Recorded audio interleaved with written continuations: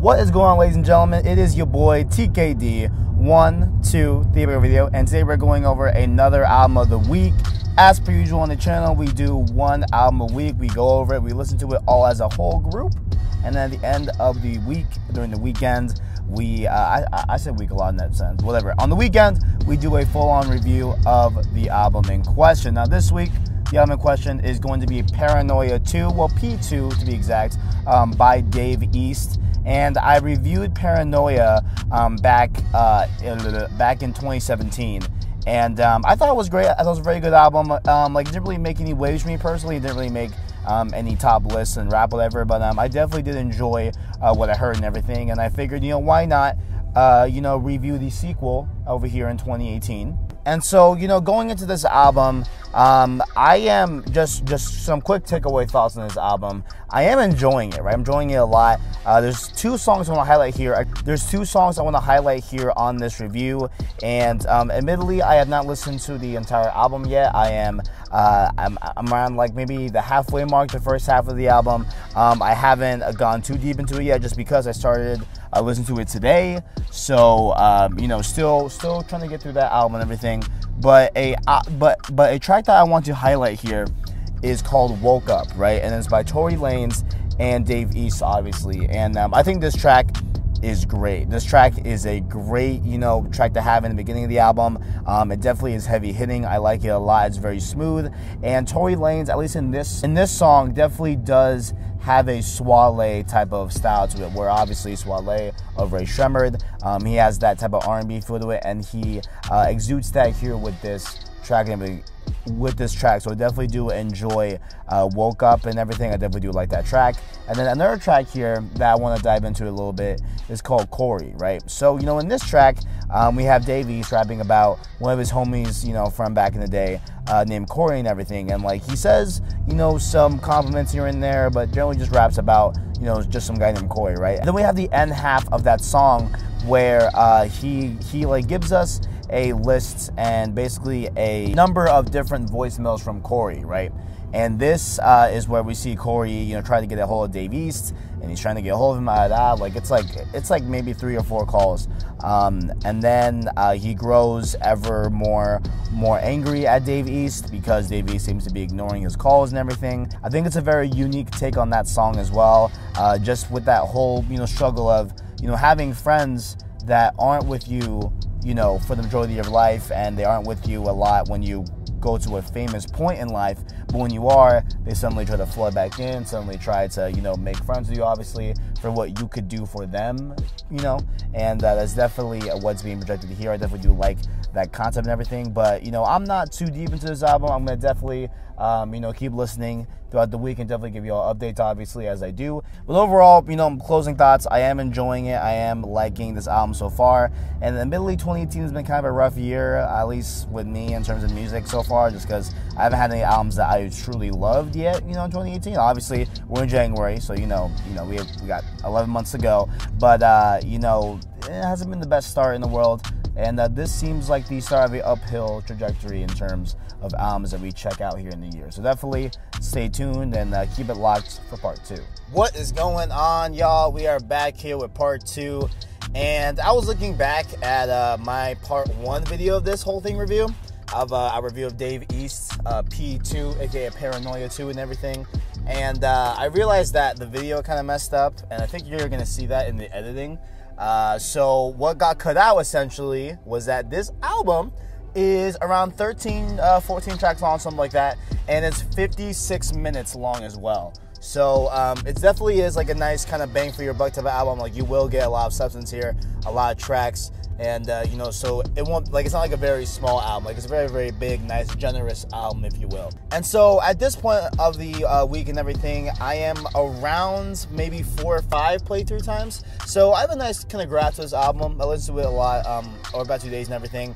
And I will say, to speak on the second half of the album, which I didn't get to in the first part 1 of this review and everything, is that this album, towards the second half, it definitely does have a very weird type of change of pace to it, where at least the first half is a little bit more of my style, where it's a little bit, just like a little bit more just interesting sounding, you know, like the second half falls a little bit short for me on that note, where it doesn't really sound as intriguing, as grabbing, as interesting, which, you know, it's neither here or there. Like, it's not like it's a bad thing.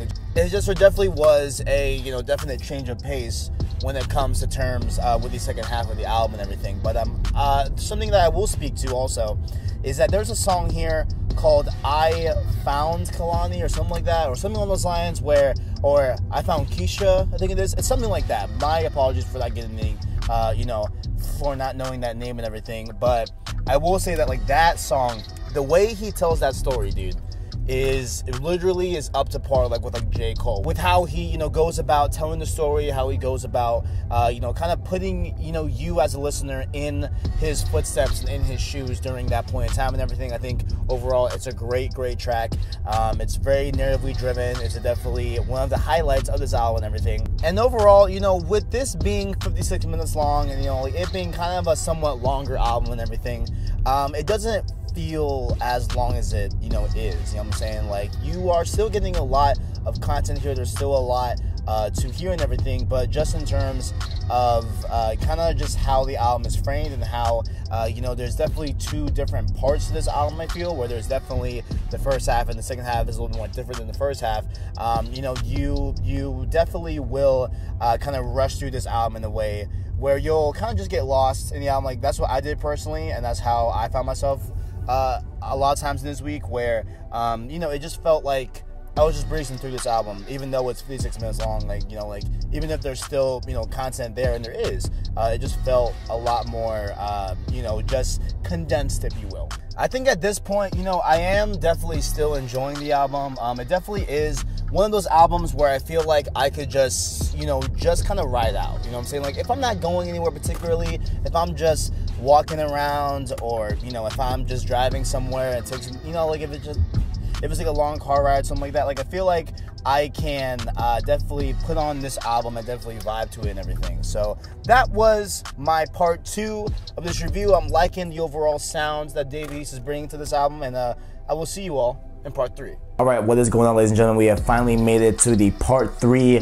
of the Dave East P2 album review and everything. And overall, you know, I feel like I've been a little bit, you know, not as concise in this review. I don't know, I had a lot of issues with recording in the car and stuff like that this week, but you know, a lot of issues. But I'm gonna kind of encompass this as a whole entire review, as opposed to, like, being only part 3, right? As opposed to just being only part 3. So let me start by saying, look here, okay, this album is very good, right? And I had a very, you know, big realization, I think it was last night on the way home, right? And it was that, you know, Dave East, in a lot of ways, is very similar to J. Cole. Now, that's a big statement, okay? Like, a lot of people here probably know I'm a big J. Cole fan.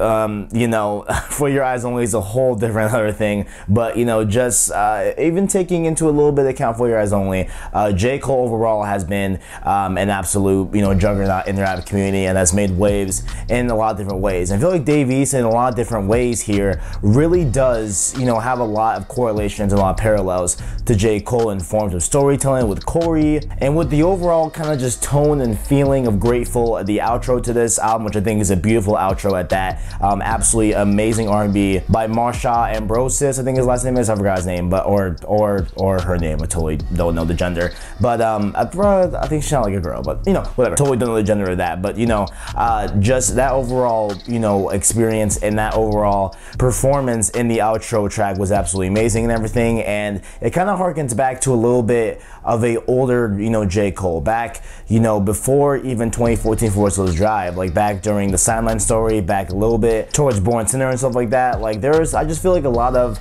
you know, commonalities with Dave East and J. Cole, right? And I feel, you know, that's not any disrespect or slant, like, you know, because, like, Dave East has his own unique style, obviously, but just the way, you know, some of, you know, his songs or framework, it seems influenced by J. Cole, at least. And overall here, again, just reiterate, Woke Up with Tory Lanez, absolutely great song. You know, that's probably my favorite song leaving this, as well as Grateful as well. I think that's just an amazing track on its own. I also like Prosper and stuff like that. Even Corey as well. Corey, you know, is a very interesting song to me. I like it a lot. I like the premise of it. It's very, you know, it's just a very, very cool song to look in to kind of how lives change as, you know, people get bigger in the artists, you know, as themselves or in the industry as a whole. It's just a very, very cool song to reflect on that and everything. So I definitely do appreciate the song. Corey, Lloyd Banks with Violent as well is great. And just overall, you know, I feel like, you know, this album, just at the end of the day, it is a good album, right? But there are definite clear highlight points, you know, as, you know,